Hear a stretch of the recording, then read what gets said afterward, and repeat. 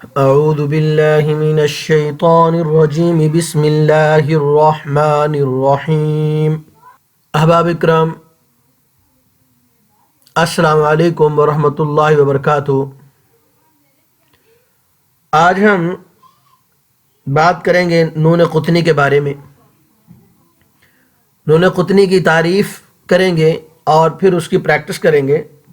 سورہ بقرہ رکوع نمبر 10 کے ساتھ اگر ان میں سے نون قطنی وہاں آیا تو، ورنہ قرآن کریم میں جہاں بھی نون قطنی آیا تو ہم اس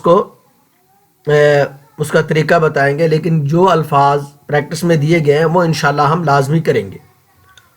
نون قطنی کیا ہوتا ہے، اس کے پڑھنے کا طریقہ کیا ہے، اصل میں اس کی اصلی حالت کیا ہوتی ہے، اس کے بارے میں آج ہم بات کریں گے۔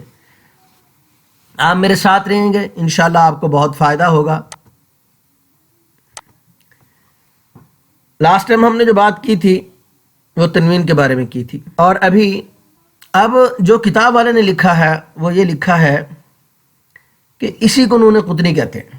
کس کو؟ تنوین کو ہی نون قطنی کہہ دیا جاتا ہے۔ اس نے جو لکھا ہے وہ یہی ہے کہ اسی نون تنوین کو جب زیر دے کر اگلے حرف میں ملا دیتے ہیں تو اس کو نون قطنی کہتے ہیں۔ ٹھیک ہے، اس بات کو سمجھیں۔ نون قطنی لکھنے میں اگر ہم اس کو لکھتے ہیں تو یہ دو الفاظ، دو ورڈ کے درمیان میں آتا ہے۔ اگر ہم اس ورڈ پہ سٹاپ کر لیں گے تو نون قطنی کو نہیں پڑھا جائے گا۔ اگر ہم سٹاپ نہیں کریں گے، آگے والے لفظ کے ساتھ ملائیں گے تو نون قطنی پڑھا جائے گا۔ یہ اس کی اگزامپل ہے، یہ پریکٹس ہے۔ قرآن کریم میں جہاں بھی آئے گا میں اس کو مینشن کر دوں گا۔ ٹھیک ہے، سورۃ الہمازہ ہے، ویل لکل ہمازہ، ویل لکل ہمازہ۔ اب اگر ہم پڑھیں گے لمازہ، ویل لکل ہمازۃ لمازہ، تو آیت ختم ہوگی۔ الذی جمع مالا وعددا، ٹھیک ہے، ایسے پڑھنا ٹھیک ہے، لیکن یہاں پہ لمازہ پہ اگر ہم سٹاپ نہیں کریں گے تو پھر ہم اس نون قطنی کو پڑھیں گے۔ اب ہمارے ہاں عموماً عام طور پر اس غلطی کو کیا جاتا ہے، لیکن اس کے اوپر توجہ نہیں کی جاتی۔ ہم نے پڑھیں گے وَيْلٌ لِكُلِّ هُمَزَةٍ لُمَزَةٍ الَّذِي جَمَعَ مَالًا وَعَدَّدَهُ۔ اب ایک پڑھنے کا طریقہ یہ ہے، اور ایک پڑھنے کا طریقہ یہ ہے کہ وَيْلٌ لِكُلِّ هُمَزَةٍ لُمَزَةٍ، یہاں پہ ہم نے سٹاپ کر دیا، الَّذِي جَمَعَ مَالًا وَعَدَّدَهُ، یہ بھی ٹھیک ہے۔ ٹھیک ہے، اگر ہم یہاں کے وَيْلٌ لِكُلِّ هُمَزَةٍ لُمَزَةٍ الَّذِي جَمَعَ مَالًا، یہ غلط ہوگا۔ اگر ہم یہاں پہ سٹاپ کرنا چاہتے ہیں تو پھر ہم پڑھیں گے الَّذِي جَمَعَ مَالًا وَعَدَّدَهُ۔ میری بات سمجھ آ گئی؟ نہیں آئی تو آپ مجھ سے ڈائریکٹ پوچھ سکتے ہیں۔ اچھا،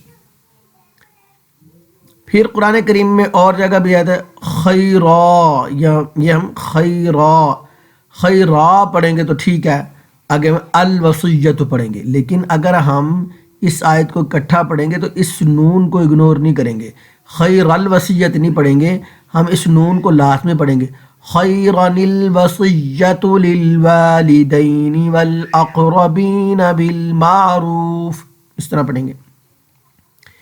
پھر قدیر پہ سٹاپ کریں گے تو الذی، تو آگے یہاں سے آیت سٹارٹ کریں گے۔ ٹھیک ہے، نہیں تو قدیر الذی پڑھیں گے۔ سمپل عام سی بات جو آپ کو سمجھ آ جائے وہ یہ ہے کہ اگر یہاں پہ ہم سٹاپ کریں گے لمازہ، قدیر، خیرا، پھر ہم پڑھیں گے الذی، الوصیہ، الذی، اگر ہم یہاں پہ سٹاپ نہیں کریں گے تو لمازۃن الذی، خیرن الوصیہ، قدیرن الذی۔ نون قطنی کے پڑھنے کا طریقہ آپ کو سمجھ آ گیا؟ نہیں سمجھا؟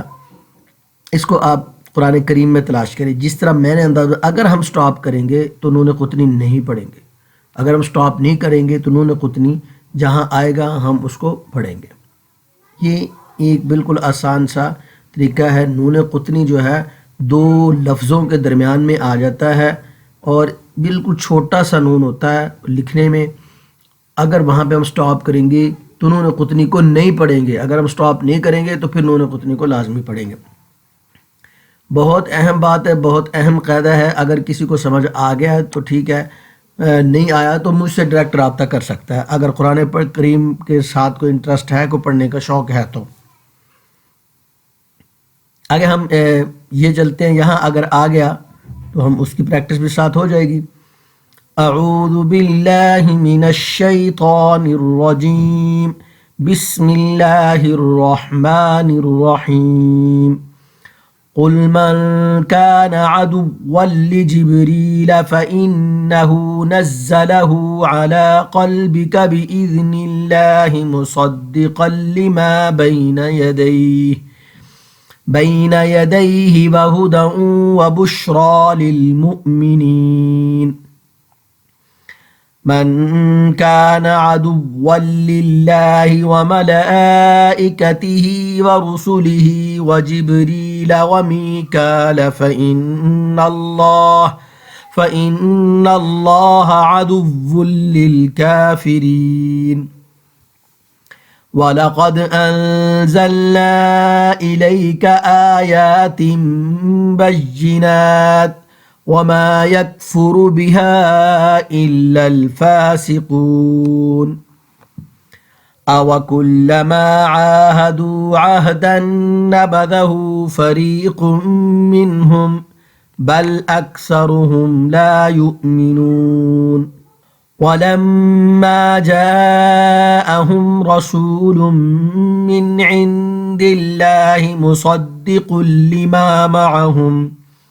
مصدق لما معهم نبذ فريق من الذين أوتوا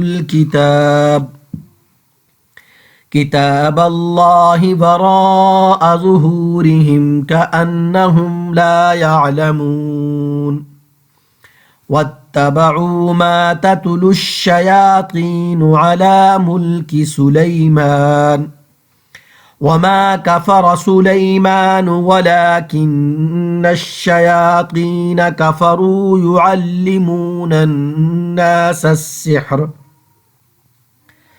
وما أنزل على الملكين ببابل هاروت وماروت وما يعلمان من أحد حتى يقولا إنما نحن فتنة فلا تكفر فيتعلمون منهما ما يفرقون به بين المرء وزوجه وما هم بضارين به من أحد إلا بإذن الله وَيَتَعَلَّمُونَ مَا يَضُرُّهُمْ وَلَا يَنفَعُهُمْ وَلَقَدْ عَلِمُوا لَمَنِ اشْتَرَاهُ مَا لَهُ فِي الْآخِرَةِ مِنْ خَلَاقٍ وَلَبِئْسَ مَا شَرَوْا بِهِ أَنفُسَهُمْ لَوْ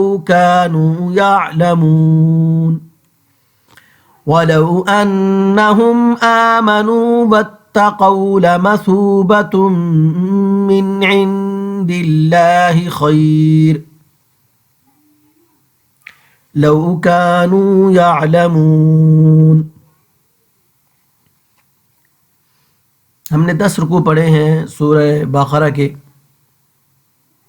اور جو الفاظ، جو مخارج، جو حروف بھی ہم نے پڑھے ہیں ان کی پریکٹس کریں، ان کے اندر وہ حروف تلاش کریں تاکہ آپ کے مخارج ٹھیک ہوں، آپ کے حروف ٹھیک ہوں اور آپ احسن انداز میں قرآن کریم کی تلاوت کر سکیں. امید کروں گا آپ روز پریکٹس کریں گے، روز سنیں گے اور اپنے قرآن کریم کو درست کریں گے. میری یہی خواہش ہے کہ آپ سب لوگوں کا قرآن کریم درست ہو جائے، اور میری کوشش بھی یہی ہے جو مجھ سے ہو سکا میں انشاءاللہ کرتا رہوں گا. تھینک یو، جزاک اللہ. اللہ تعالی ہم سب کا عامل ناصر ہو. اللہ حافظ.